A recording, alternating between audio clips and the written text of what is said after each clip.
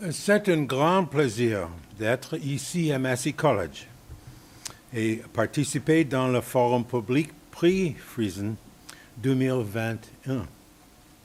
Welcome, ladies and gentlemen. It's a great pleasure to welcome you to Massey College to celebrate the 2020 Friesen Prize program in honor of Professor Sir Mark Walport, 2020 Friesen Prize winner. As is the custom such as this, I would like to invite Principal Nathalie Desrosiers to welcome you and give the land acknowledgement. Principal Desrosiers. Merci beaucoup, Dr. Angel. Ça me fait grand plaisir. Bienvenue. Welcome to Massey College. It's a great pleasure to have you here. I want to acknowledge that Massey College is built on Indigenous lands, the lands of Huron-Wendat, the Seneca, and the Mississaugas of the Credit. It is the treaty land of the Mississaugas of the Credit, and we want to acknowledge our duty of stewardship toward this land and the great privilege that we have to hear a fabulous lecture today. So without further ado, I'll pass it back to Dr. Angel. Merci beaucoup, bienvenue à Massey, et puis merci d'être ici. Merci. Greetings from the Upper Library of Massey College at the University of Toronto, where Friends of CIHR is based. My name is Dr. Abby Angel, President of Friends of CIHR and Chair of the Friesen International Prize Program. It is a pleasure to welcome Sir Mark Walport and all in attendance, both in person and virtual, to the Friesen Lecture, which is the opening event of the 2020 Friesen Prize Program. The Henry G. Friesen International Prize in Health Research was established by Friends of CIHR to honor Dr. Henry Friesen, the founding brainchild of CIHR. The prize is awarded annually to individuals of international stature who best exemplify Dr. Friesen's organizational creativity and broad impact on health research and health research policy.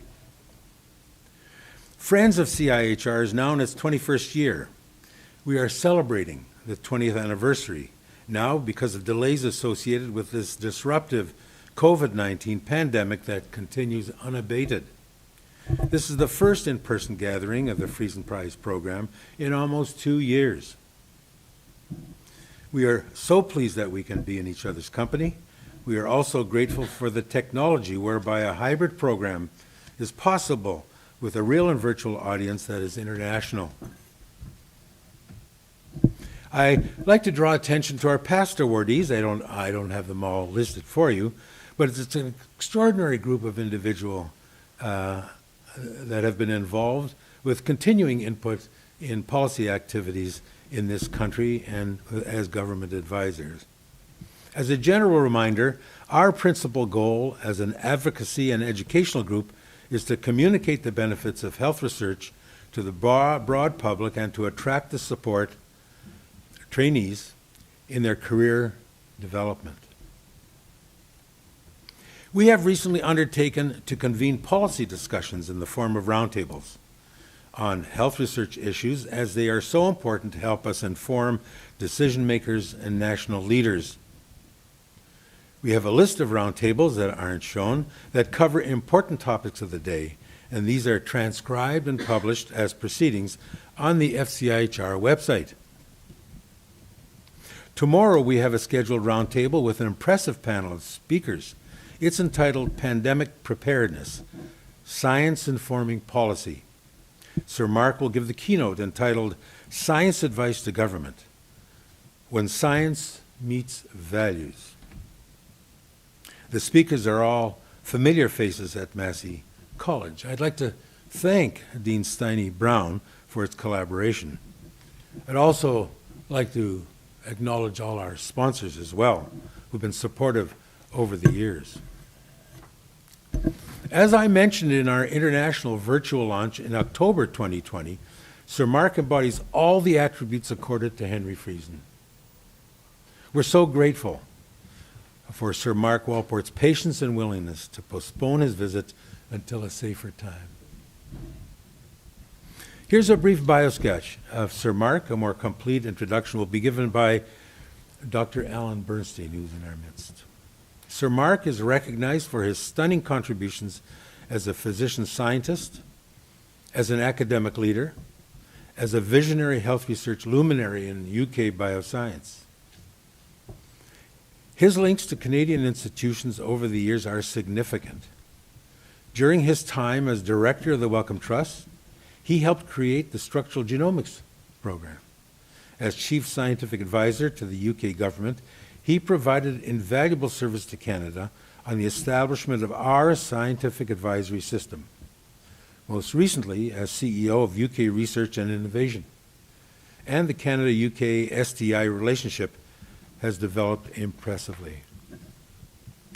Sir Mark is also a TV personality and comments frequently on COVID-19, science, and its social impact.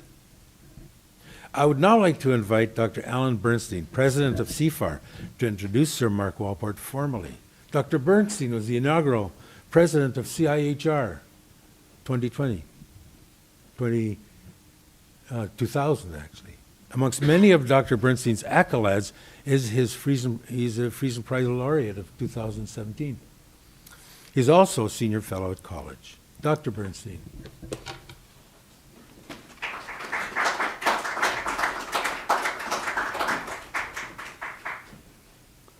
Thank you very much, Dr. Angel.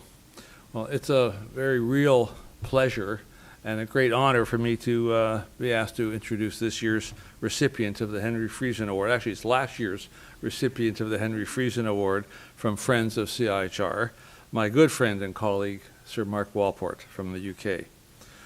As Abhi has just told us, Mark started off life as a clinician and he received his PhD in inflammatory diseases working on complement and complement receptors, both from Cambridge University.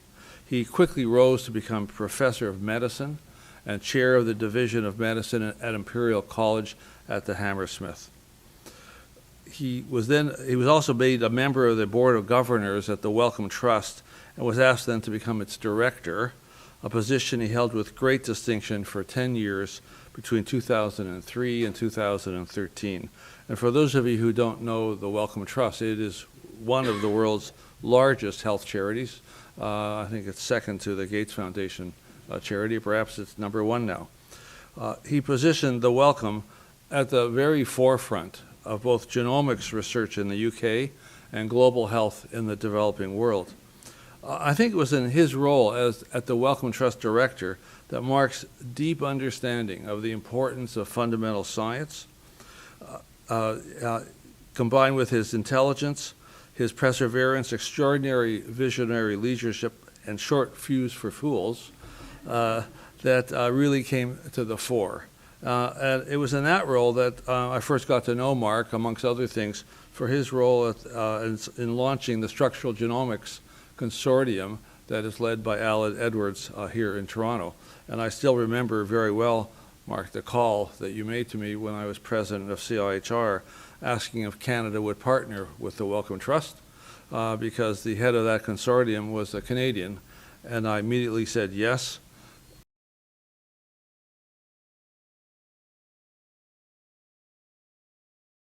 Not to your leadership. In 2013, he became the Chief Science Advisor for the UK government, following in a long line of distinguished scientists in that position. In 2018, the UK decided to reorganize UK science beyond just health research in response to a review that was conducted by Sir Paul Nurse, tabled in 2015. An historic footnote, Paul, of course, was also a past recipient of the Friesen Award. This change in the way that UK science was organized and funded is actually reminiscent of the process that Canada went through in the 1998 to 2000 period, in the process that led to Parliament's decision to create the Canadian Institutes of Health Research. In the UK, they decided to take that one step further and create a single body, UKRI, that would incorporate all the existing 7 granting councils spanning the social sciences, the physical sciences, the biological and health sciences into a single entity with a combined budget of approximately $12 billion Canadian overseen by a single chief executive. Mark was named to be that single chief executive in 2018. I think that speaks, if nothing else, to the stature that Mark has both in the UK and internationally. Those are some of the facts of Mark's career. Obviously, a career of a brilliant scientist, a leader who has left his fingerprints all over UK science, science policy, and politics. Now, let me tell you a little bit about the Mark Walport that I know. Two stories that I think say a lot about Mark. First, he was interviewed during the period when he was the chief science advisor. And he was asked, how do you present important advice and complicated science advice to the Prime Minister? His response, I don't know if you remember this, Mark, his response was a single word: clearly. And I think that conciseness of thought, and combined with a sense of humor, says a lot about Mark Walport. Another story. We had a conference, CIHR had a conference in the UK about 5 years ago entitled The Well-Being of the World's Children. I asked Mark if he would serve as one of our 2 honorary co-chairs, beside Louise Arbour, actually. He kindly agreed, as did Louise, and to my surprise, attended all of the sessions over the 2.5-day period. One of the speakers presented some molecular data that I felt was iffy at best, but I decided as president of CIHR I wouldn't say anything publicly. But after the talk and during the question period, one of our honorary co-chairs, it was Mark, felt differently, and Mark began a series of very aggressive questions to get at whether the data was actually real and whether the interpretation of the data made any sense. It was a typical Mark Walport performance. He can be at 50,000 feet discussing the highest issues of government policy and science policy one moment, and discussing the nitty-gritty of southern blots and sequencing and other experiments at the next moment.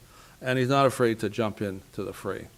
And that's the Mark Walport that I think is admired worldwide. Mark is also a great lover of the arts, and amongst other things sits on the board of trustees of the British Museum. He has an encyclopedic memory, which always puts me to shame, and he's also quick to laugh and enjoy being surrounded by friends. The Friesen Award, given out by Friends of CIHR, supports, and I quote from the Friends of CIHR website, an annual series of lectures by a worthy and accomplished speaker of international stature on topics related to the advancement of health research and its evolving contributions to society, unquote.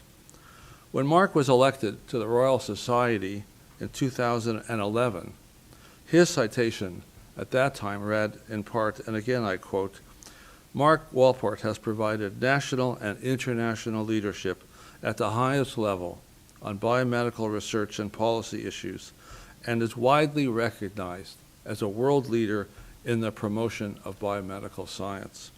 I can't think of a more worthy recipient of this year's and last year's Henry Friesen Award than Sir Mark Walport. Mark, the podium is yours.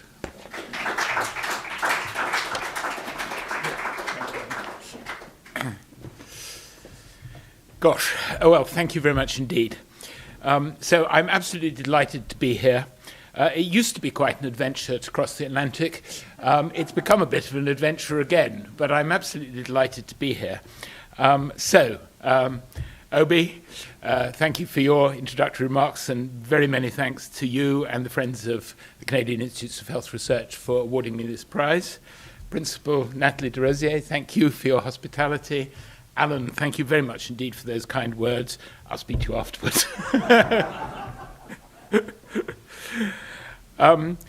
But it is the most enormous honour to receive the Henry Friesen International Prize in Health Research. And as you've already heard, the roll call of previous winners is an exceptional group of people, and it's humbling to be able to join their ranks. And it is a particular pleasure, given my own clinical training, to be receiving a prize named in honour of such a hugely distinguished clinician scientist as Henry Friesen. And it took me back to my very first house job in medicine at the Middlesex Hospital in 1978, where I had the privilege there of working for a very distinguished UK endocrinologist, later Sir John Nabarro. And in those days, pituitary tumours, including prolactinomas, were a major specialty of the unit. And of course, these were the days before CT and MRI scanners. And one of the jobs of the house physician was to manage the poor patients who just suffered aerencephalograms, which were the best ways of visualizing pituitary tumours in terribly grainy, poor, negative images. And this was before modern drugs such as ondansetron and its cousins. And those vomiting patients are a very potent reminder to me that some of the most important advances in medical practice during our working lifetimes have come from the worlds of the physical sciences and engineering. And I'm delighted that the aerencephalogram has now been rendered entirely extinct by modern scanning technology. But it was from pituitary samples from patients who'd had transsphenoidal hypophosectomies that Henry Friesen was able to identify in women who had galactorrhea cells with particular tinctorial sort of coloured characteristics that turned out to be the source of prolactin. And clinical pathological studies of those sorts and subsequently remain an absolute bedrock of some of the very best medical science.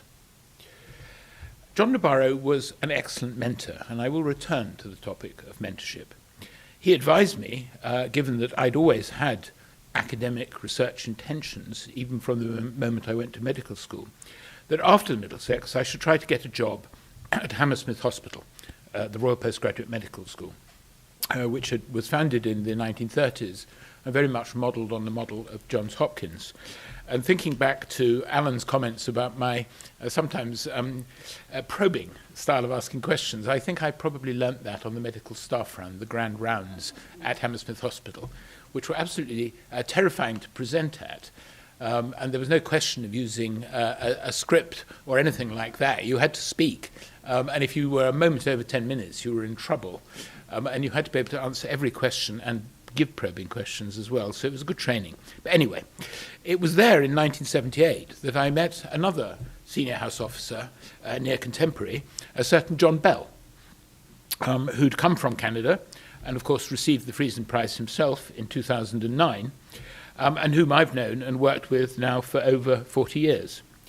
But as you've heard, since then, I've had the privilege and the pleasure of visiting Canada on many occasions, especially during my time as director of the Wellcome Trust, and the Structural Genomics Consortium did turn out to be an extremely important collaboration.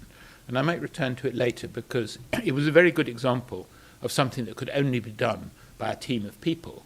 And interestingly, it was quite challenged by the crystallographers at the time, who thought that, you needed to really focus on a single molecule, and the idea that you would, crystallize hundreds or thousands of proteins and do it as a high throughput activity was considered, possibly a bit daring. But anyway. And so I worked with you when you were at CIHR, and then more recently, as we've heard, at CIFAR. And then I've had the privilege of discussing science and innovation policy with your science minister in the past, with senior government officials, and with federal and provincial ministers as well. And during my time as Government Chief Scientific Advisor, I had the privilege also of a visit to the Chalk River Laboratories. And those reminded me of our vital collaborations during and after the Second World War. And of course, Alan Cockcroft, Nobel Prize winner in physics, was the director of those laboratories. But it also reminded me of something that I think most medics don't recognize, which is actually there's great potential fragility in the supply line of a number of the most important medical radioisotopes. And actually, the Chalk River Laboratories have been a very major global supplier of medical radioisotopes. So there are many hugely important links between Canadian and UK science and clinical practice. And I think at this time of global disruption, we must do everything we can to foster and to grow our deeply embedded relationships and shared values. I think we'll all recognize that our view of the world is shaped by experience. And recent experiences are especially influential, and for almost everyone in the world have been overwhelming for the past couple of years. COVID-19 has dominated our lives, and science, of course, has been at or near to the forefront of global responses to the pandemic from the very beginning. And it's extraordinary how science has become part of everyday public discourse in the most extraordinary ways. Words such as COVID, coronavirus, pandemic, lockdown, social distancing, super spreader, self-isolation, and one that's really surprising, which is reproduction number, the idea that people are sort of looking at the reproduction number of a virus and working whether it's going up or down and understanding exponential growth. This is all quite extraordinary. And then, of course, the phrase, "you're on mute," are all commonplace. And then, of course, with the extraordinary successes of the vaccine programs, jabbed, vaxxed, double vaxxed, boosted now, and on the negative side, vaccine hesitant, unvaxxed, and anti-vaxxer. Interestingly, vax is not a new word, though it is a new spelling. So the lexicographers at the Oxford English Dictionary, who like having a word of the year, went to town last year because they had a whole string of words, some of which I've just read out to you.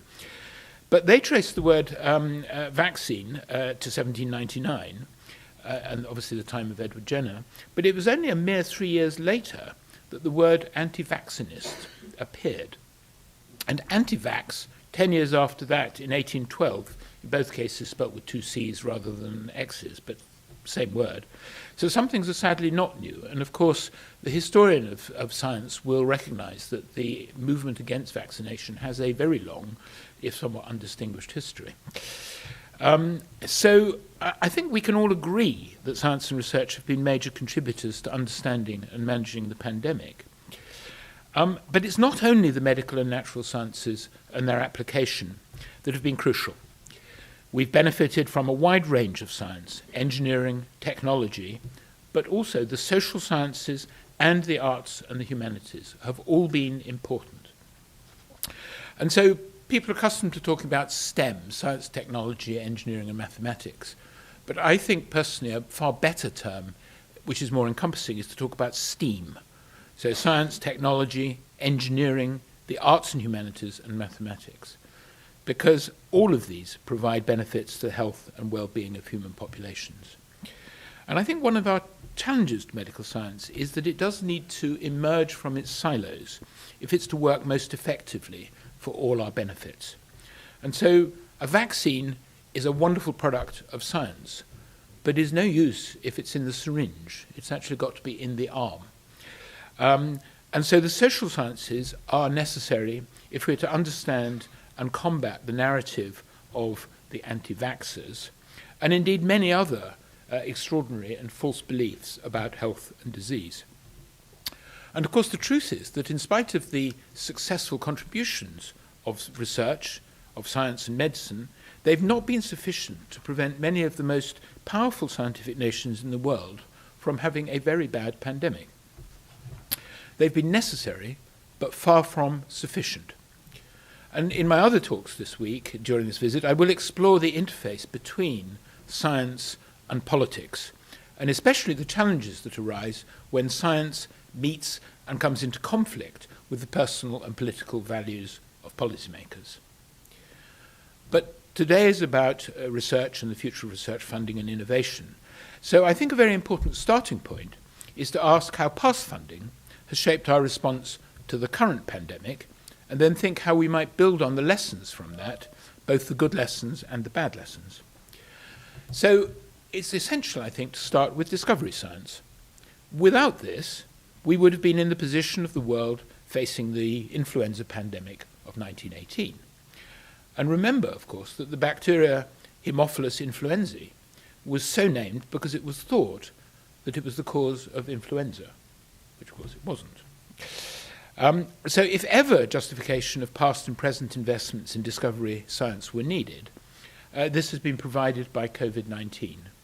And we can go back to the discovery of DNA, or nuclein as he called it, by Friedrich Miescher in the 19th century, to the amazing work of Avery, MacLeod and McCarthy on the transformation of Streptococcus pneumoniae, to the discovery of the self-replicating structure of DNA by Watson, Crick, Franklin, Wilkins, and Gosling. And of course, Fred Sanger invented an ingenious method for sequencing DNA, and that led to the ambitious proposal to sequence the human genome. And that was conceived and started at a time when sequencing technology was simply not capable of delivering and sequencing genomes of several billion base pairs, but it provided a vital incentive to the invention of new high-throughput technologies for nucleic acid sequencing. And I think that we do have a duty to remind repeatedly Treasury ministers and officials around the world, the custodians of public purses, and of course those purses come significantly from taxes which are confiscated from the hard-working working population. But they need to be reminded about the importance of discovery research. So whilst necessity may be the mother of invention, it is discovery that provides the necessary knowledge on which invention depends. And at the beginning of last year, the upshot of more than a century of scientific discovery was that a novel coronavirus was identified and sequenced within a very few months of the discovery of the first cases in China. And very importantly, I think, thanks to the modern spirit of open science amongst genome scientists who have got a culture of sharing data, we saw the sequence made public very rapidly indeed. And in the past, that probably wouldn't have happened. So from the availability of the viral RNA sequence, and by inference the sequence of the virally encoded proteins, it was a very short step to the development of the first new diagnostics, including the rapid flow-based diagnostics that everyone in this room and online will be familiar with. And for the very first time in human history, we're watching in real time the Darwinian evolution of a pandemic viral infection, which has been quite scary, as we've repeatedly seen more transmissible variants emerge and outcompete existing variants, causing new global waves of infection. And of course, the current phase of the natural history of SARS-CoV-2 is starting to see the emergence of immune escape variants. The Greek alphabet has gone global, and we've so far got to the letter Omicron. New recombinant vaccine technologies have created several extraordinarily effective vaccines. This is probably the greatest scientific triumph of the current pandemic, which have gone from early development through large clinical trials to population-scale delivery within about a year. Monoclonal antibody therapies have been developed, and alongside these, new generations of antiviral drugs are on the threshold of application, directed against the virally encoded RNA polymerase or its protease enzyme. And in parallel with the molecular genetics, we've seen the power of controlled clinical trials facilitated by modern logistics to discriminate between effective therapies, such as dexamethasone, and ineffective therapies, such as hydroxychloroquine. Drug and vaccine trials have delivered remarkable results in astonishingly short time. But there are no grounds for triumphalism. Millions of people have died around the world. Morbidity and mortality has been much higher amongst the economically disadvantaged, as well as the elderly and the chronically ill. And sadly, the rich around the world have got richer and the poor poorer. So the pioneering work of researchers such as Sir Michael Marmot at University College London had identified the effects of a series of social determinants on the development and severity of chronic cardiovascular, respiratory, and metabolic diseases. But these very same determinants have turned out to be equally strong predictors of worse outcomes from a viral infection, SARS-CoV-coronavirus 2. But that should not have been a surprise, because in fact plenty of infections have shown their predilection for harming the physically and economically weakest in society. So here is a second message from my talk. That vulnerability to both chronic and infectious diseases and their worst effects is at least as much determined by environmental and social factors as biological factors. And so far, research has provided the diagnosis, but has done very little to provide the therapies. So back to STEAM. We need all of the research disciplines if we're going to tackle these issues. And then another important message has come from the pandemic. So in the words of Tom Lehrer, be prepared. That's the Boy Scouts marching song, be prepared. I wasn't going to sing it. And it turns out that most countries are much better prepared for the last disaster than for the next one. And this doesn't just apply to infectious diseases. I remember when there were floods, which was one of the things I was called upon to advise the government when I started as the Chief Scientific Advisor. I started, after the floods were over, I said, we also need to worry about droughts.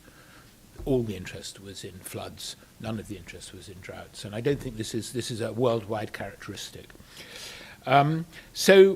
Countries that were significantly exposed to the potential pandemics the last 20 years or so have in general been better prepared for a real pandemic when it finally arrived than countries who have not been challenged by similar exposures. So Vietnam, China, Korea, Hong Kong and Singapore, exposed to SARS, MERS and avian influenza, turned out to be better prepared than many other countries around the world.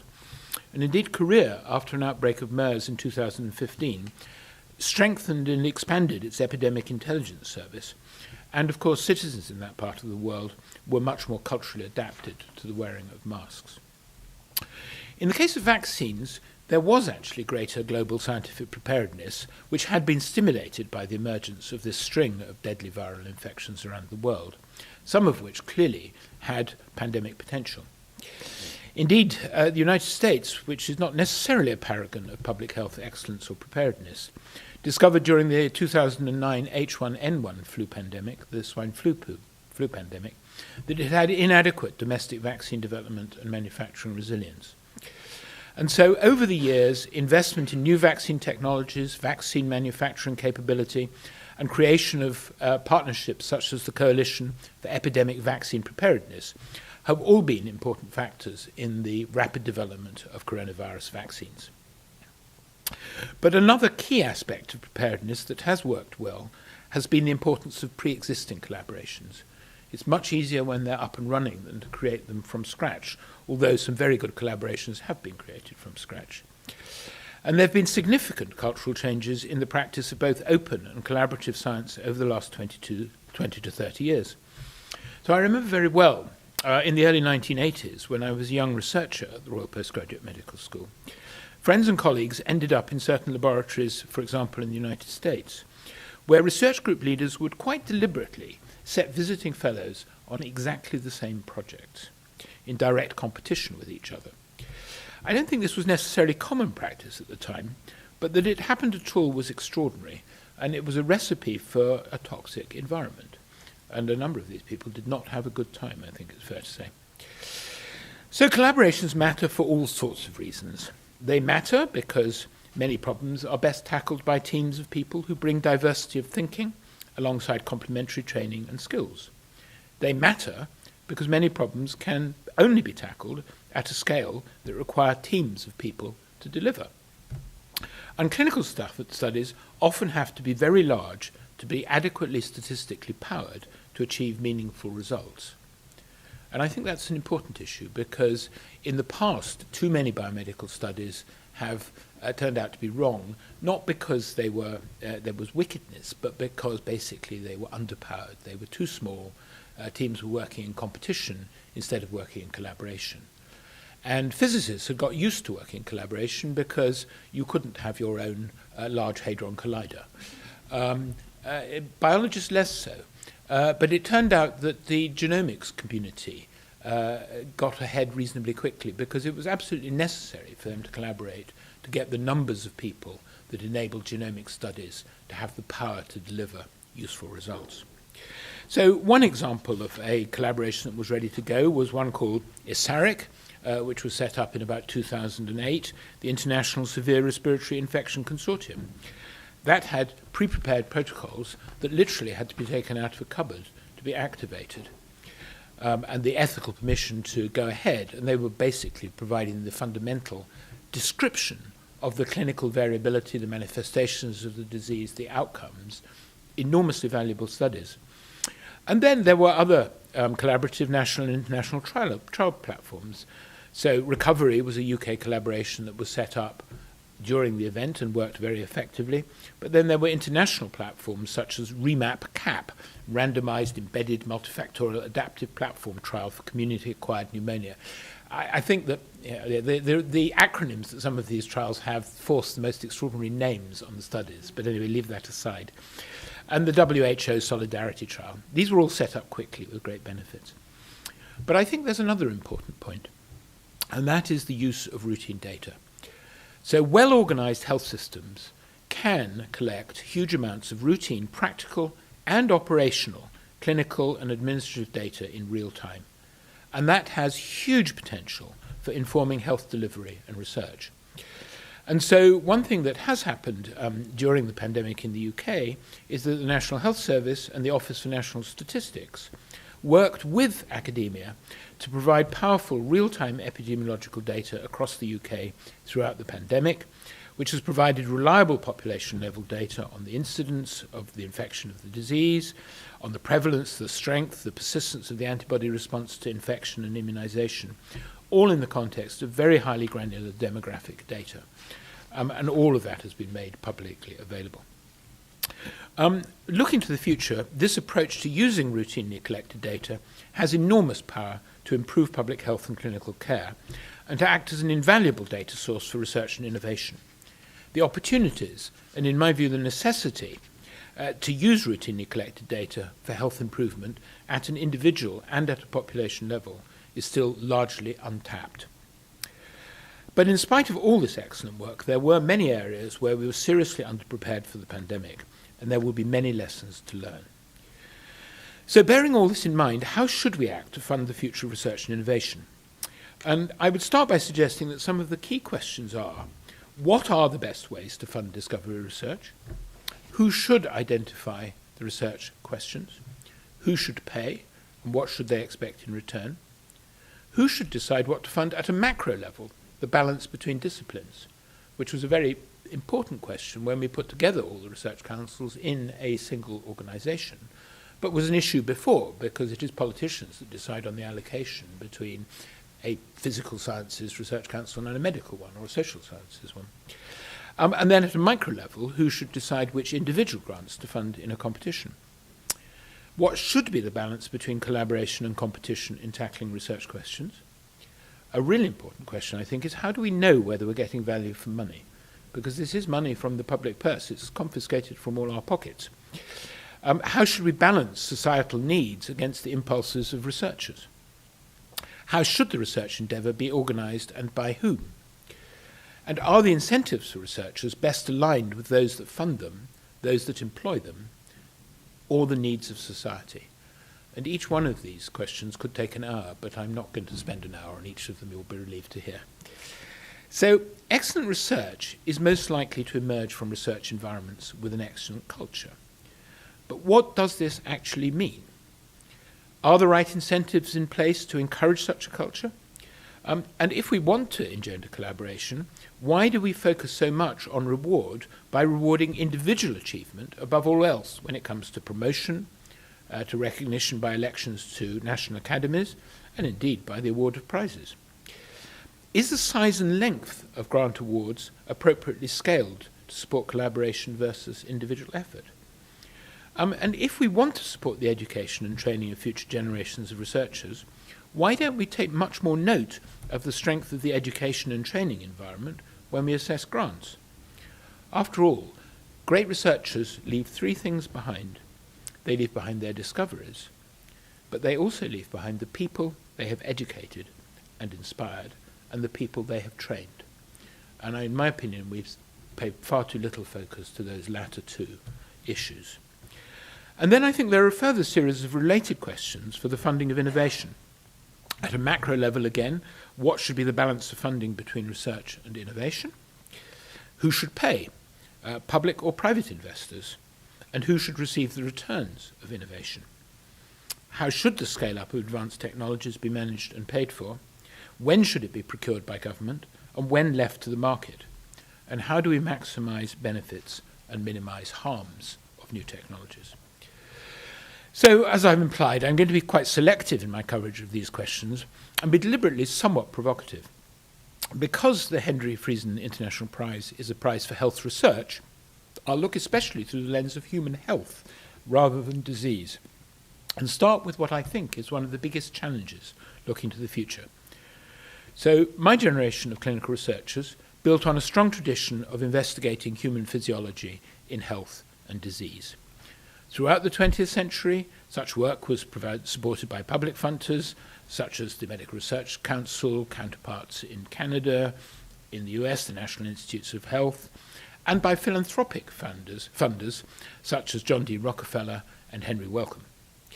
The hospital bed was the laboratory, and the tools for investigation were predominantly biochemical, physiological, radiological, and pathological. And of course, during the last 100 years or so, they've led to a transformation of our understanding of disease and the body's response to injury, and to their diagnosis and therapy. And during my career in clinical science, new molecular, genomic, and structural tools have been absolutely transformative, often created, as I've said before, in collaboration with chemists, physicists, and engineers. The last 25 years have seen the most extraordinary impact of information technology, allowing research to be conducted at enormous scale, at everything from a molecular to a population level. But the focus has been strongly on the investigation and management of disease, which of course is not surprising, since hospitals are filled with diseased people, and the clinical scientists, who are predominantly located in medical schools and academic hospitals, are trained to practice amongst the sick rather than the well. Of course, researchers in epidemiology and public health have continued to make major contributions, and there are many outstanding public health researchers. And, in my view, questions about health are at least as interesting as the questions about disease. So I think that the imbalance between research on disease as opposed to research on health is probably largely secondary to the much lower availability of jobs in public health compared with those in the wide range of medical disease specialties. And that low number of jobs in public health, compared with the number of jobs for those who treat disease, reflects a market failure. So cues for the treatment of disease grab public and political attention. Money follows. Whereas in contrast, the long-term and delayed financial benefits of the maintenance of health don't have the same salience and immediacy for policymakers immersed in the here and now. So the public sector in many countries has been largely unwilling to make the large investments in public health systems that will be necessary. Although, to be fair, there has been huge public as well as private investment in the provision of clean water and effective sewage systems, which of course have transformed public health more than any other single intervention, with the possible exception of vaccination and immunization. And when it comes to careers in public health, these are simply not available in anything like the numbers available for those treating disease. And the problem is even worse in the case of animal health, where a severe lack of public funding means that animal health research is woefully lacking, and veterinary research is a very poor cousin of human research. Which is ironic when one considers that coronavirus, SARS-CoV-2, is a zoonotic disease. It's come from animal populations. So, and it's at a time when I think there is widespread global recognition of the need of a One Health agenda, reflecting how closely the health of our species, humans, is interwoven and interdependent on the health of the other species with whom we share the planet. In contrast to the failing market in public health, there's a growing market in personal health promotion, but this isn't well integrated with health systems. It's the large private market for personal fitness and sport that's the main driver. So technology firms here are seizing the opportunity, resulting in a burgeoning array of personal fitness apps, which increasingly integrate the outputs of affordable, miniaturized devices that can record parameters such as movement, pulse rate, ECG, oxygen saturation, and indeed sleeping patterns and respiration. But these data are hardly, if at all, integrated into medical healthcare systems. And of course, alongside the fitness and sports markets, personal mental health and well-being markets are also growing. So a significant challenge with these markets is to distinguish the purveyors of evidence-based advice and interventions from those that liberally dispense snake oil. They're far less effectively regulated than medical devices, diagnostics, and therapies. But there are, I think, some grounds for optimism. In private healthcare systems funded through insurance markets, there are important incentives for insurers to reduce their liabilities by helping to maintain the health of the people that they insure. But sadly, this obvious approach to reducing healthcare costs does not as yet appear to be working effectively in the public sector, even in the face of the rapidly rising costs of treating disease that's causing an ever-increasing burden on taxpayers. However, I don't think that this market failure in public health delivery absolves universities and research funders from the imperative to invest in public health education, training, and research. This is a topic where vision, leadership, and funding is of huge importance for present as well as unborn generations.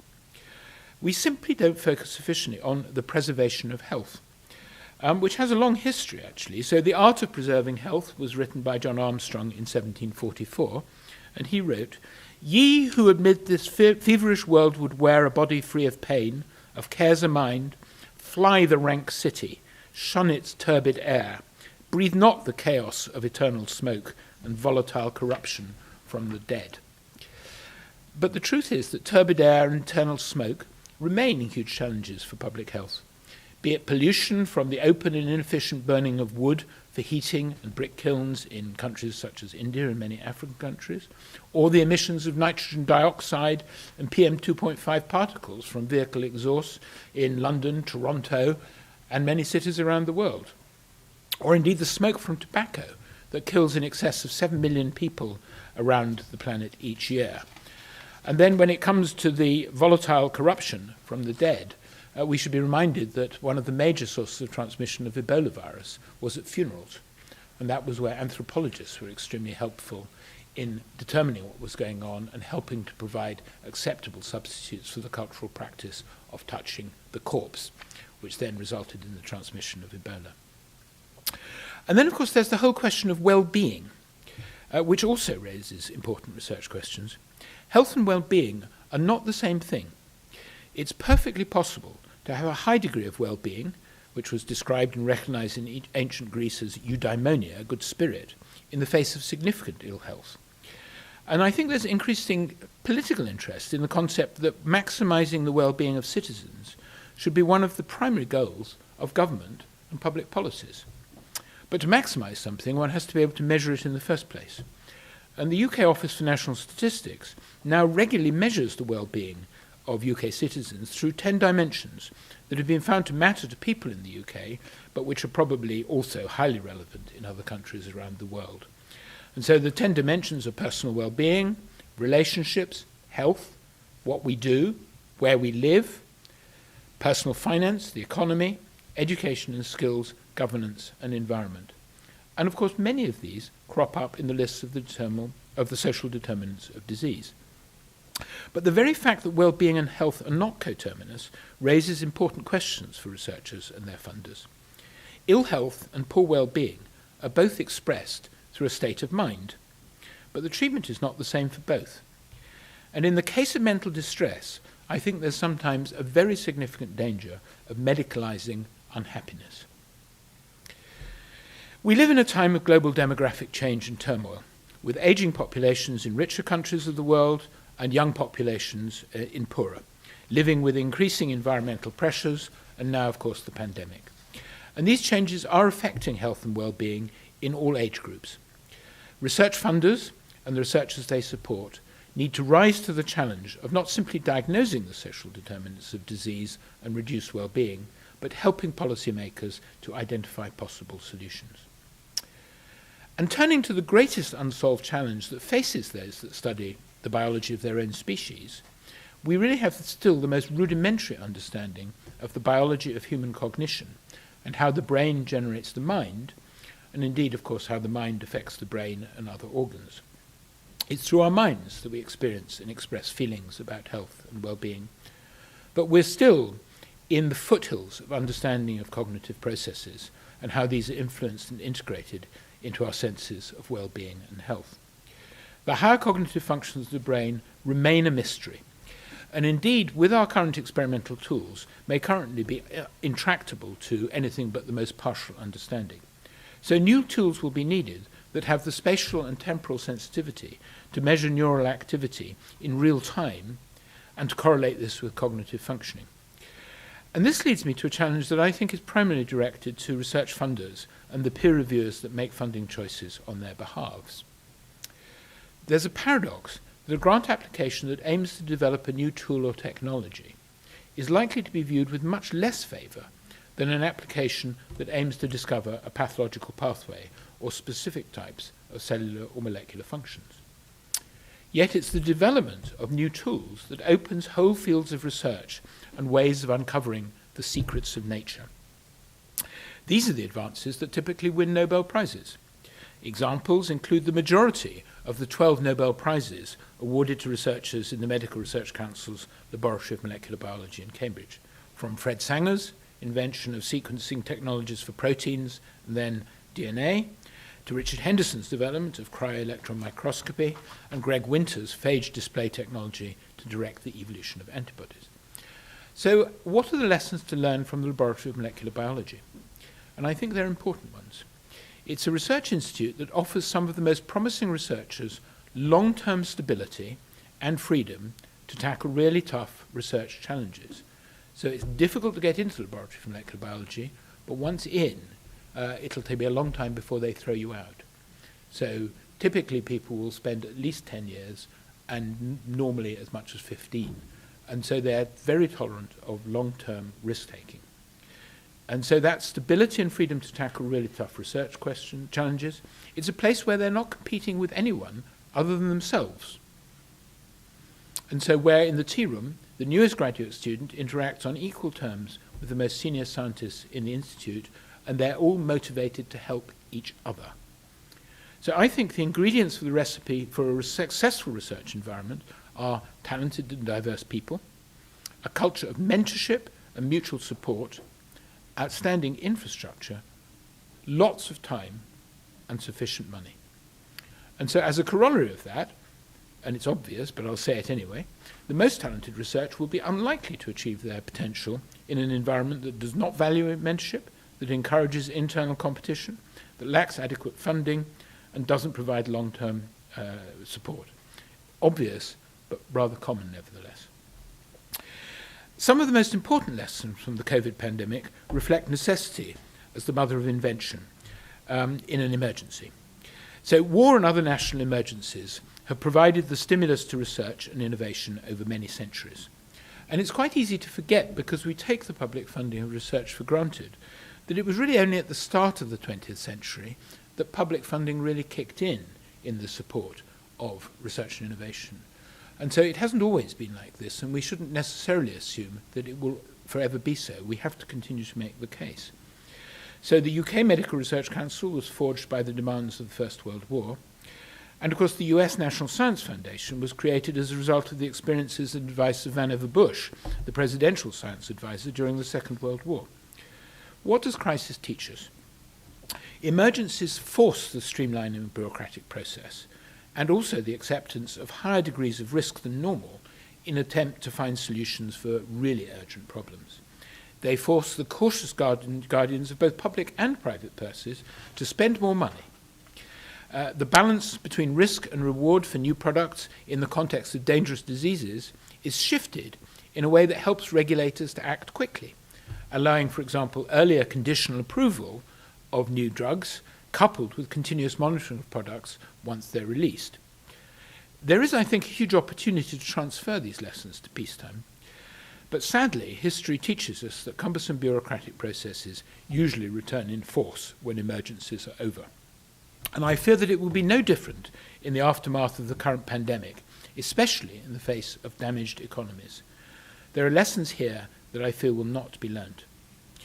So I'll finish on the subject of innovation, the exploitation of knowledge by its application, preferably beneficial, through social innovation or through the development by engineers, technologists, and others of new products and services. Discovery is only the first step in improving the human condition. It's an important source of excitement and wonderment for humans as we learn more about ourselves, our planet, other species, the universe. But it doesn't clothe or feed us or make us better if we're ill. So it is incumbent on researchers to think how their discoveries might be exploited. Research papers are the outputs of research, but they're really only the first steps towards outcomes and impact. The investor in research is not, by and large, buying the publication. They're interested in generating the benefits of knowledge for those who've paid for the research. the taxpayers frequently. So who should pay for innovation? And the answer here is that it all depends. So let's take defence innovation as an example. Here the market is largely, though not exclusively, governmental. Sovereign capability is key. And so I put this word in inverted commas, the best new missile or missile defence technologies are developed largely in secret, and for obvious reasons know-how is carefully guarded. So much defence innovation therefore has to be developed through public procurement paid by taxes. But of course there are important spillover benefits as well, because the new knowledge, engineering and technology from defence spending frequently does have the potential for much broader societal and economic benefit. And so the realization in the United States during the Cold War that they weren't the top dogs in the space race, following the launch by the Soviet Union of Sputnik 1 in October 1957, led to the creation of ARPA and its successor, DARPA. These were set up to procure technological research and innovation by the Department of Defense, which has spent many billions of dollars since they were first formed. But the current industrial revolution resulting from information technology has very important roots in defense spending. So it's rather odd, I think, to contrast this situation with health. Health is undoubtedly a global and a public good. We can't argue about that. But there's a paradox. We might expect governments to take the same approach as they do for defense, which would be to procure and pay for innovation in health for their citizens. But by and large, they don't do this. Instead, they outsource innovation to the private sector and let private companies determine what products and services should be developed and set the price for these. And of course, markets operate most effectively for private companies if there are purchasers of their wares that can afford and are willing to pay high prices for large volumes of products. And it turns out that a relatively small number of very large and rich economies provide exactly that sort of market. The richest publicly and privately funded healthcare systems are willing to pay very large amounts for medical products and services, especially in the case of first-in-class products.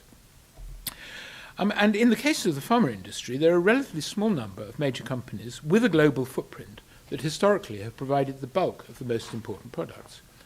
But this does immediately, I think, raise questions of access, equity, and fairness. Many new services, diagnostics, and drugs are simply not affordable by purchasers in poorer countries, or indeed by poorer people in rich countries. And private, non-philanthropic sources of capital are much less likely to invest large amounts of money in innovation for diseases that are concentrated in poor countries. There are also important cases where markets fail in both rich and poor countries. So rare diseases have provided one such example. Historically, it simply wouldn't pay a company to develop a drug for a disease where patients might number a small number of thousands. However, things are changing a bit because in the case of rare diseases, the science has changed, as better molecular and genetic tools and platform approaches are making it easier to develop highly effective therapies and in some cases cures for rare diseases where the molecular mechanisms are becoming very well understood. And many of these products are coming from a thriving biotechnology sector. But nevertheless, while it might be easier to make these drugs, it's still the case that the treatment for a rare disease will be much more expensive per patient than one for a common disease. And the truth also is that new businesses generally want to grow into either large businesses or to be bought at a very high premium. So I fear that the very high costs of new treatments for rare diseases are likely to increase the divisions between rich and poor countries. And of course there are important examples of market failures that affect both rich and poor countries, and a good example is the production of new antibiotics, which are vitally needed as antibiotic resistance is on the rise and is rendering some infections potentially almost untreatable. However, because of the high risk of development of microbial resistance to new antibiotics, purchasers prefer to use these with great caution and indeed to keep them in reserve for as long as possible. Now, whilst that's logical from a policy point of view, it's a powerful disincentive to the market to develop new antibiotics if success is rewarded by their being kept in reserve for the future. And of course, historically, the development of vaccines has suffered from similar market failures, especially with respect to vaccines for tropical diseases, although here the philanthropic sector, including public-private partnerships such as Gavi, the Global Alliance for Vaccines and Immunization, have started to make a significant difference. But there is nothing quite like a new global pandemic to provide a huge impetus for vaccine development. So what can we learn from the amazing speed and effectiveness of development of COVID-19 vaccines? Firstly, there was an immediate and urgent market created by a huge international procurement exercise, with a strong underlying and rather uncomfortable element of sovereign capability underpinning this. As a necessary part of the procurement, vaccine manufacturers were indemnified by governments against unforeseen vaccine side effects, removing a significant and costly risk to industry, which I think would have proved a fatal barrier to vaccine developments if it hadn't been solved quite quickly. Next, the high incidence of disease meant that trials could be completed relatively quickly and the whole regulatory process was streamlined. So it's always easier to develop something when there's a lot of it about. Next, the ground had been laid for vaccine development, as I've already said, by the emergence of new viral diseases such as SARS and MERS, and by the scare of H1N1. Sufficient research and development had already happened that prototype vaccines were under development that could be adapted extremely rapidly to the new coronavirus, which is what happened with the AstraZeneca vaccine, which was essentially a MERS vaccine in prototype form. And then, of course, fourthly, new DNA and RNA technologies, developed primarily for the creation of cancer vaccines, opened up pathways to develop and scale up the production of vaccines at a pace that wasn't possible with previous technologies and manufacturing processes, where, to be honest, there hadn't been much incentive for the vaccine manufacturers to modernize the way they made the vaccines. And so flu vaccines still developed by growth in eggs each year. Although, of course, in the case of an avian influenza outbreak, eggs might come in very short supply rather rapidly, but that's another problem. And even so, it also almost certainly took this a global emergency to persuade regulators to allow the delivery of such new and relatively untested technologies at such pace and skill. It's difficult to imagine we would have had RNA vaccines and the adenovirus vaccines rolled out at this scale for years to come, I think. And here's a very sobering quotation from a US Congress hearing about pandemic and vaccine preparedness. Let me shift for a minute to lessons learned. Clearly, the support of Congress in the past few years have been critical in enabling us to respond so quickly to this pandemic. And yet it's clear that chronic underinvestment in public health, whether at the federal, state or local levels or on the manufacturing infrastructure, has real-world consequences, and we cannot afford to let this happen ever again. And this was Dr. Nicole Lurie, Assistant Secretary for Preparedness and Response at the Department of Health and Human Services, speaking in 2009 about the H1N1 pandemic. So lessons are only of any value if you act on them. Or as the philosopher George Santayana wrote, those who cannot remember the past are condemned to repeat it. There remains a huge divide between those that have and have not yet been immunized against COVID-19. Some of the vaccine developers have made many billions of dollars of profits from their vaccines. Others have delivered their vaccines at near to cost price. A mechanism for getting COVID vaccines distributed globally has been developed. It's called COVAX, the COVID Vaccines Global Access Facility, co-led by the Coalition for Epidemic Preparedness and Innovation, Gavi and WHO. But frankly, this has struggled and hasn't nearly met its targets for vaccine distribution. But there are logistic challenges as well, so the absence of adequate cold chains for distribution, inadequate infrastructure for delivering vaccine, political and social obstacles, and competition for vaccines by richer countries have left many poorer countries struggling to immunize their populations. And as we talk today, this is still a huge issue.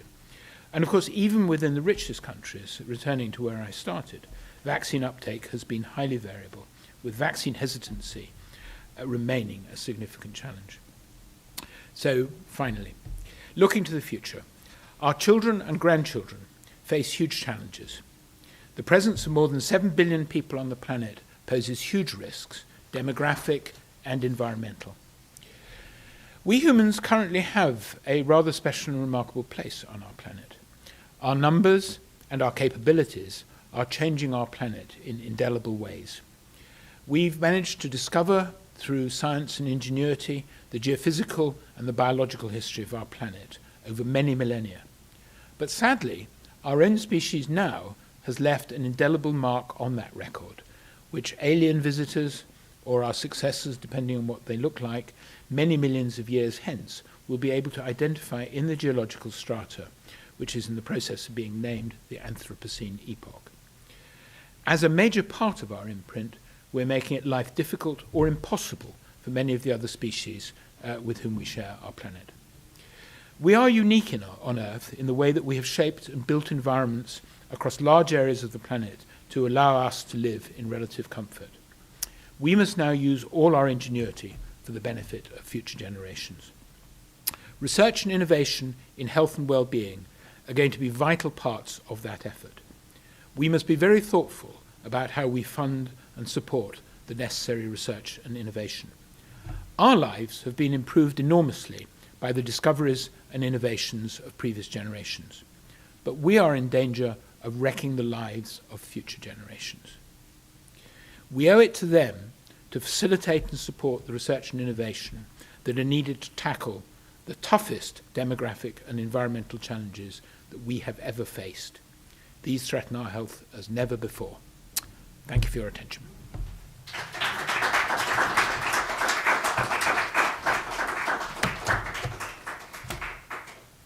Thank you, Sir Mark, for a brilliant presentation. Will you accept some? I'd be delighted to accept some. I'm afraid those online may not be able to, but questions from the audience. May I ask, what is your outlook on COVID-19? What can we expect in the next few months or next year? Yes, what is your about, opinion? Talking about becoming a television personality, I've had more appearances on the television and media in the last year than the rest of my life. But, well, look, we are still in the middle of the pandemic, and it's not over. And Omicron, unfortunately, is not likely to be the last of the variants. But the vaccines have made an enormous difference. And they've, in particular, whilst they haven't eliminated the infectivity, they seem to dramatically reduce the worst effects of the disease. So the virus will continue to sweep around the world whilst there are people that are either unimmunized and as immune escape variants. But over a period of time, the virus will become endemic. It's here forever. It's not going to go away, but it will become endemic. And the answer is that I think if we look back in 10 years' time, we will say that the pandemic is in the past and we have endemic coronavirus. In a year's time, I fear we will still say the pandemic is still quite active and new variants are coming out, and the transition from 1 year to 10 years will happen at some time between the two. It's very hard to predict the future. It's pretty hard to predict the past. My question is about funding for research. I think you. It's intriguing to have one organization in England being in control of all the funding, vis-a-vis here, where we have three different council. And the Tri-Council kind of work together on ethics and on many things, but still there is that difference. What would you say was the advantage of moving to a one funder model, and are they disadvantaged to it? No, so I mean the first thing is that it's not a monolithic structure. So it is a single funder with a single accounting officer, but there are 9 bodies within it, each of which has very, very strong researchers, innovators as leads. And so they still have a strong individual identity. And it wasn't the job of the board or the chief executive to interfere in a grant in, which grant in history was funded or which grant in biology was funded. But it did also provide an opportunity to create ways in which the councils could collaborate. It certainly persuaded the government to give UK research more than £1 billion more of funding a year. So I mean, that was immediately an important output. We've been able to continue to recruit very, very strong researchers to the most senior positions. But I think by having everyone in one room, it did catalyse them working together. And I do think that as we look to the future, we really are going to have to strengthen interaction between the different research disciplines. And the answer is that it's not that none of this was happening before, but it's much easier to happen when actually they all sit down in the same room at least once a week, and there's the opportunity to discuss it. And so we developed new funds like the Strategic Priorities Fund, where effectively all of the grants were substantial collaborations. we were able to look at infrastructure in a much more strategic way across the disciplines. The thing that hasn't changed yet is one of the jobs of UKR is to recommend to ministers how the funding should be distributed between the councils. Because, of course, COVID supervened quite rapidly, that is still to happen, I think. It is a very, very difficult question when you ask, how much should be allocated to physics versus chemistry, and there isn't actually a right answer to that. It's always easier to do it in the context of a rising budget rather than a falling one. But those are the sorts of questions. And, I identified a whole string of questions at the beginning, and we could talk about each of them. They don't all have, simple answers, and it is ultimately a political choice as to how much you fund in different disciplines, I think.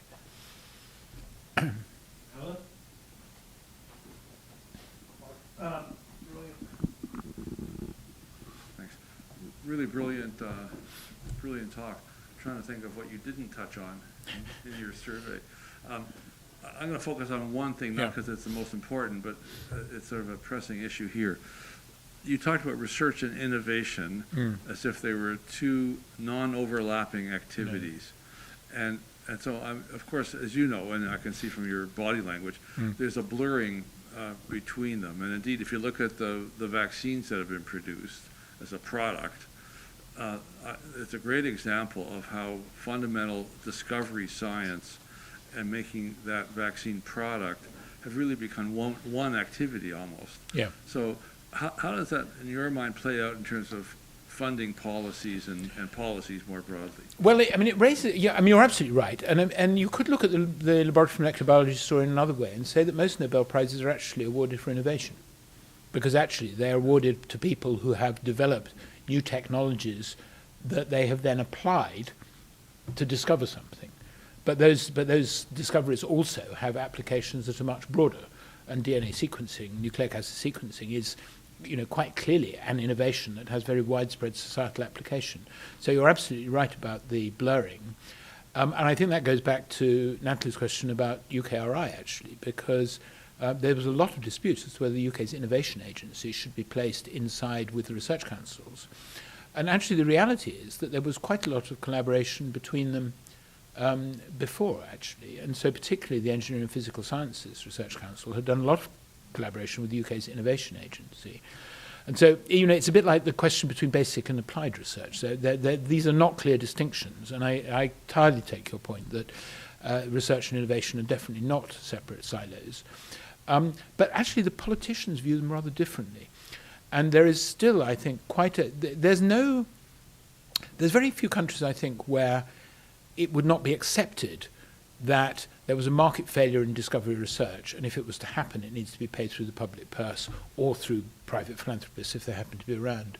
There's much more dispute when it comes to innovation, because there the question is, well, shouldn't the companies, shouldn't the shareholders, etc., have to pay for this, because actually the profits will go to the private sector. And so innovation historically has been a poor cousin of discovery research when it comes to public funding. And I think it's still an issue, at least in the UK. But I think there's a very strong argument that you do actually look at them together, and that's why I think it was important. The I in UK research and innovation is quite important. But interestingly, there's a review going on at the moment because the question keeps coming up as to whether innovation should be funded separately. And I think actually the implication of your question is that it shouldn't be, because actually these are such closely related things.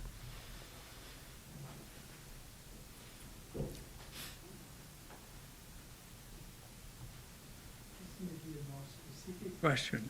If you look at health, for instance, we found excessively things we're afraid of, cancer, Alzheimer, and we often neglect chronic disease, which are much more spread, especially in the elderly population. So is there a way of I'm not sure I completely agree with you, because, there has been an enormous focus on chronic disease over the last 50 years, I would say. So if you like, the investment in cancer research, which has turned it into a chronic disease, really. But cardiovascular disease, there has been a great deal of focus on it. But you raise, I think, a quite important question about the perception of risk. And there's a whole sort of hour's talk on that too, really, which is people often misperceive the risks of different things. So they will, I mean, a good example would be there was years ago a car managed to drive in the UK down a railway embankment off a motorway onto a railway line. And, you know, millions and millions of pounds were spent on protecting the sides of roads at particular junctions for what was actually an extraordinarily rare event. And so risk perception is something that I think needs a lot of focus. But I think chronic disease has had an enormous amount of attention. And of course, some of the most important factors in chronic disease are environmental factors, which is why I was making the point about the social determinants of disease. And the big challenge in tackling public health, which I didn't talk about, is that many of the levers for public health are not actually held in government departments of health.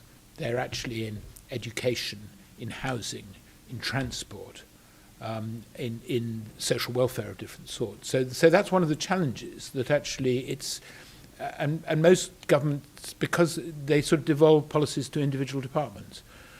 And so people don't think about it in terms of an investment now might make elderly people healthier in 50 years' time.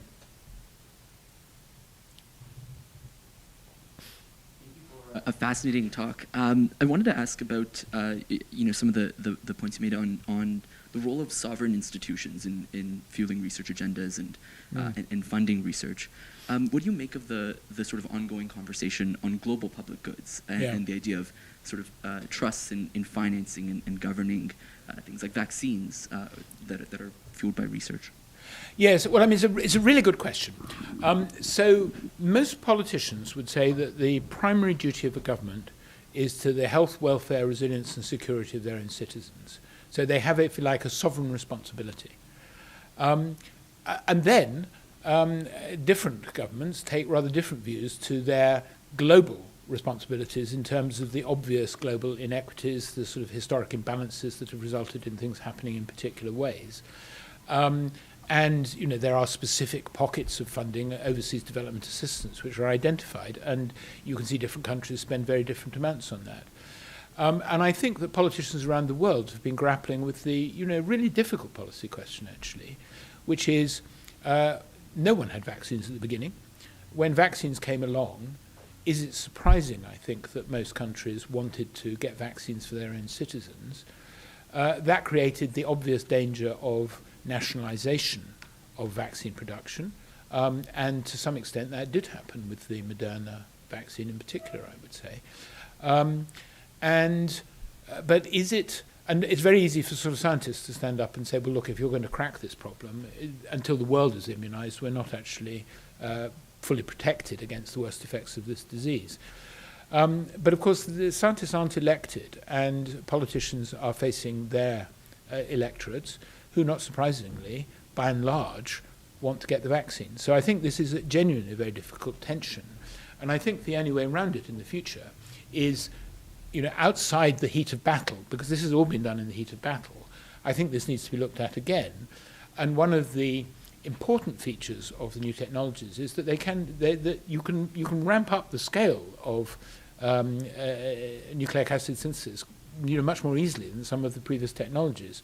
And so we need distributed manufacturing, I think. But the other issue that I think is also salient is that people, I think, haven't quite recognized that the problem with the vaccine development wasn't only the actual vaccine, it was needles, syringes, glass vials.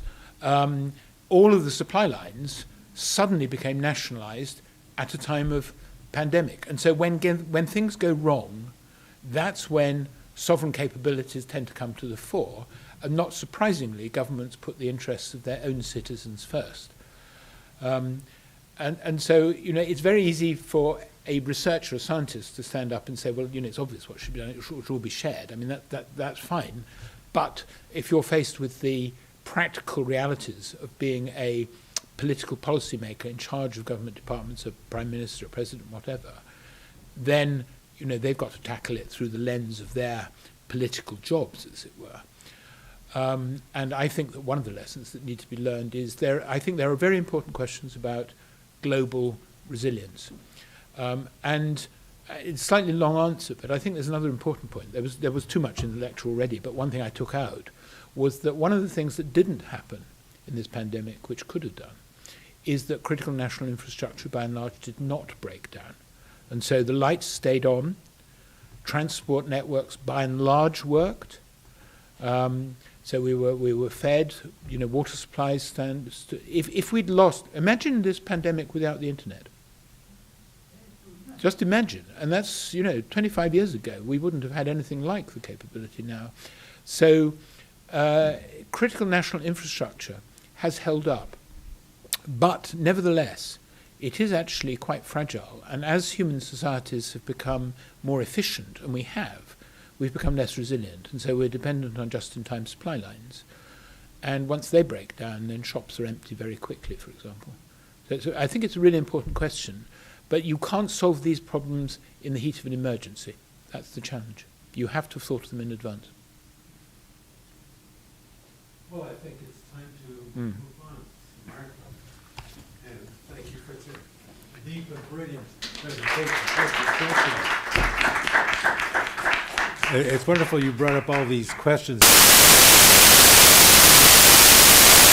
series to cover all the answers to the questions you raised.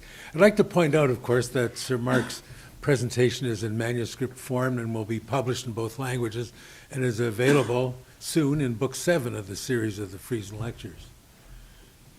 We'll move on in the program. And now I'd like Principal Natalie, if she has any reflections or comments before we move on. Just to say, Sir Mark, how grateful we are that you came and delivered this wonderful lecture. Also, it's music to our ears when you speak about the need for interdisciplinarity, for collaboration. This is the essence of Massey. So you're always welcome. Please come back with that message. Thank you. Thank you. Thank you.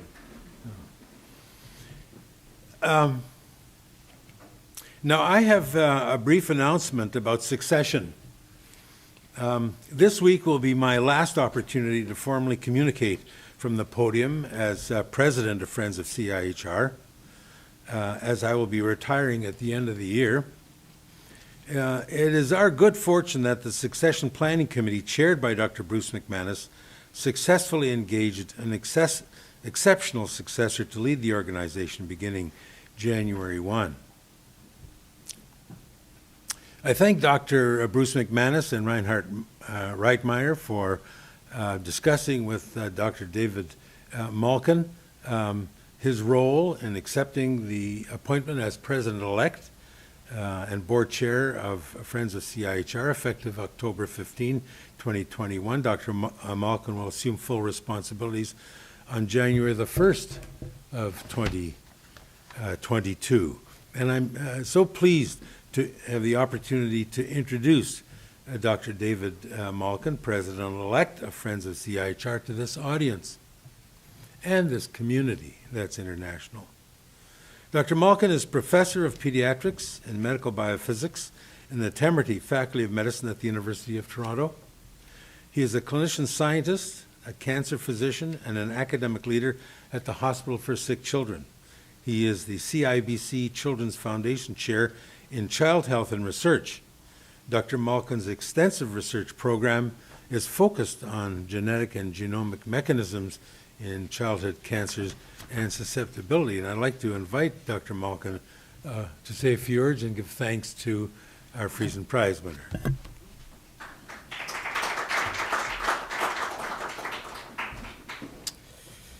Thank you very much, Dr. Angel, and in due course we will, of course, be celebrating your 20 years of extraordinary leadership of Friends, so we look forward to that.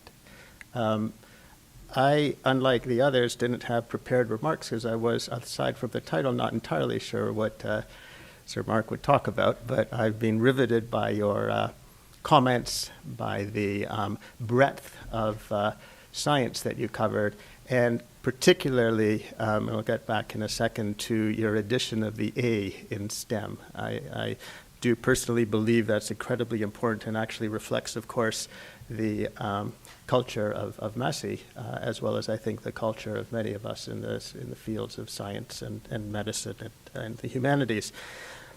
There were 2 or 3 things that I picked up that I thought really resonated, at least with me, in part because I also am a clinician scientist, in part because much of my work in the last few years, and especially going forward, are in the context of precision medicine, and my field, precision oncology and precision pediatric oncology in a rare disease.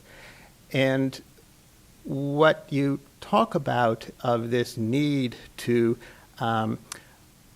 celebrate, understand, and value basic fundamental discovery in science resonates a great deal. I think that in many ways, as we've transitioned to translational research, using that word, translational research, what does that mean? Well, it ultimately comes from fundamental discovery and the ability to engage our basic scientists with our clinical community and with our clinician scientists to advance health and to advance human health.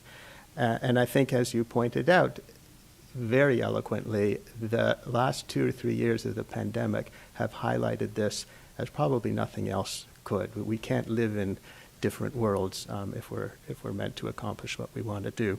But with that in mind, I also wanted to reflect on what you had stated about how the public has picked up a new lexicon, because the other part of the lexicon that they've picked up is actually the basic science. I mean, my non-medical biological relatives talk about DNA and RNA and not just PCR, but qPCR, as if it's just a word that they've known for forever and ever. And I actually enjoy that. Trying to explain qPCR to them is a little challenging, but I'm working on it.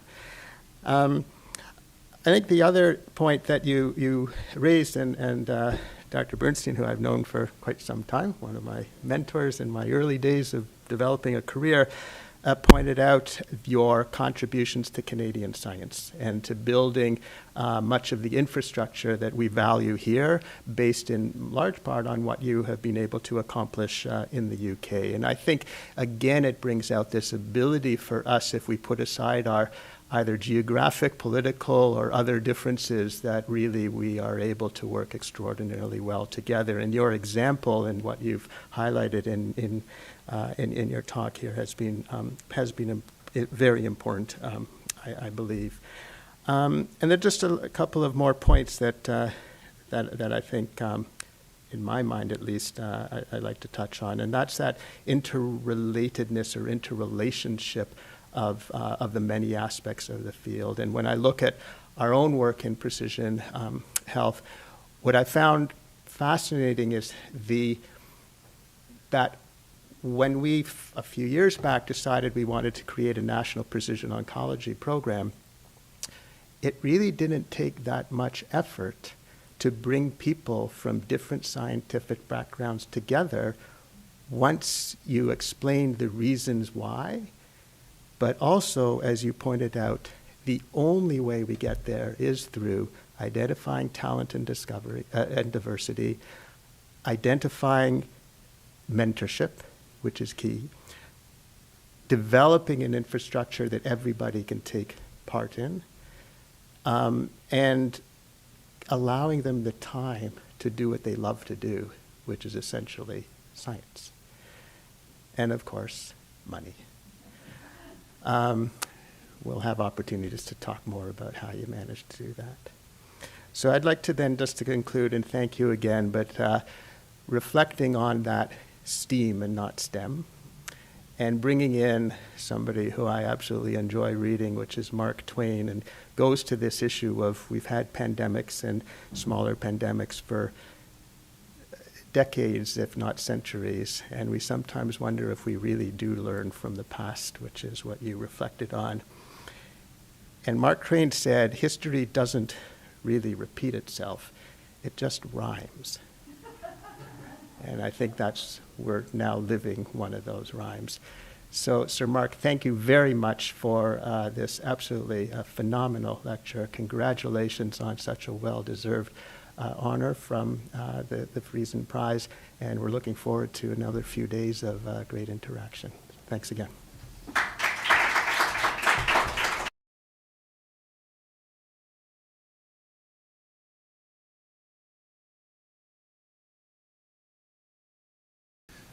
The proceedings for the 2020 Friesen Prize lecture, and we now adjourn. Thank you very much.